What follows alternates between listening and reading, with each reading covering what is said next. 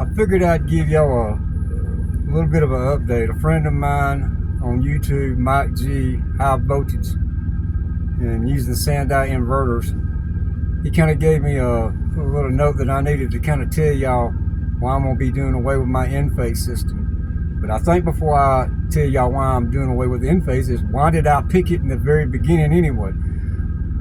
Very number one reason I picked it is because I did not have to have no batteries at that time. Because back in them days, 2 or 3 years ago, batteries was still high, especially lithium. And I just didn't want to deal with batteries. So I chose enphase. Enphase is a good company. I ain't got no complaints against them. And I'll get into that maybe later down the video right, telling you the reason why. But let's go into the reason why I picked it.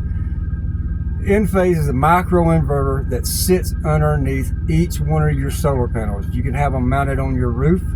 You can have them on a ground mount in your yard. It don't really make no difference where you put them. All right, but they convert the DC power coming from the solar panel straight to AC. So no battery backup. So it comes from there through a trunk cable, an IQ trunk cable, comes off of your roof or off of the ground, or on the ground mounts, to an IQ combiner box. That IQ combiner box has got a consumption or production meter inside of it. That production meter tells you what you're actually producing from the solar panels.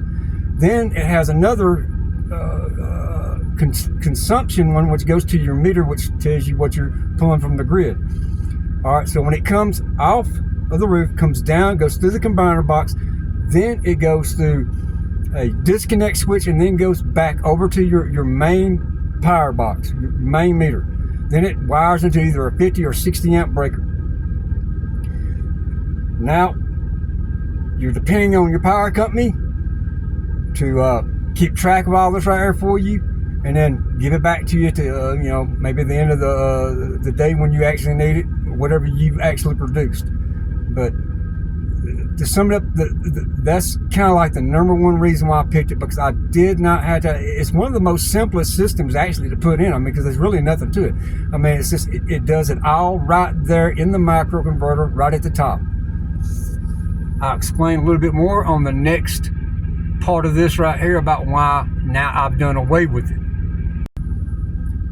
Now let's talk about why I'm doing away with it. I guess you could say the number one reason why I'm doing away with it is regulations. I mean, y'all have seen the videos. I've got a house I've been working on for 3 years.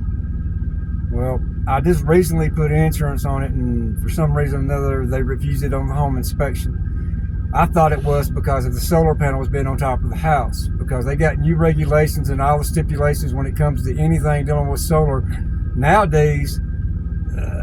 In all documentation when it comes to the UL listing when it comes to solar panels on a house. Well, I thought that's why they refused it. That really wasn't the reason why. But that is some of the reasons why I want to get away with it. Some of the other reasons is I don't want anybody being able to control anything that I produce. I mean, what is the point of putting this much money in anything, especially when it comes to the solar, batteries, everything? You should be in control of it all yourself. It shouldn't be regulated or being told what to do with it by the power company or anything else. But, I'm kind of lucky where I live. I don't really have no stipulations. I don't really have no regulations when it comes to even my own power company. I mean, the contract with them is basically you're responsible for everything on your side, and they're responsible for everything on their side. And they don't even care about whether or not you even have an inspection or electrician come out and inspect it to get it approved or not. They don't care. So I really don't want to deal with any of that. I want to be responsible for anything that I produce, and the only way I can truly be responsible for anything that I produce is it needs to be totally off grid. So has anybody really ever thought about how they control the big solar farms? Well, I found a video online that it kind of like gave a description of how, I guess, some of the new listings for solar, how they're controlling it now. The way the microgrid works anyway is it senses power, and when it senses that power, then it turns on. All right, now on the big solar farms, I guess the way they control them right there is the same way they can control your house, micro inverters. All they got to do is frequency shift. You know, it's got to have a built-in program in the micro inverter where it can only sense if they shift it downward from 60 hertz so far. Maybe it can sense it to a certain point, but if they keep going down a little bit lower than right there, the micro inverter won't see that. It will cut off. If they shift it the other way, going above 60 hertz, it will do this exact same thing. It'll cut off. That's how they can control what is going on in a solar field.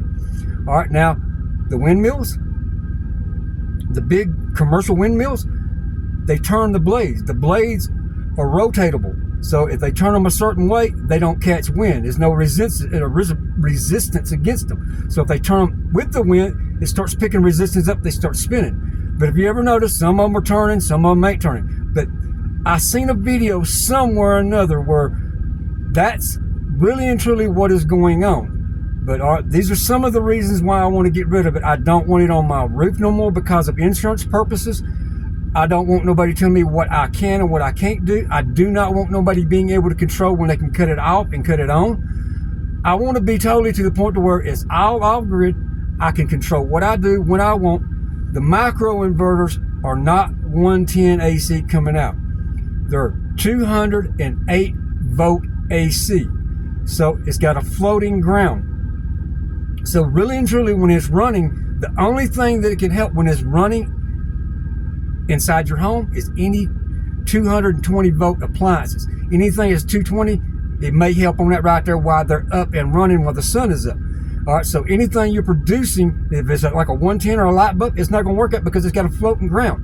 It's just two hots coming out. You combine them, you got 220. So it does not help you at all anywhere whatsoever with 110. That's where the split phase comes in. That's why I want to go with this other inverter and plus the sand die. But these are some of the reasons why I want to get rid of it. I want to get it all off my roof.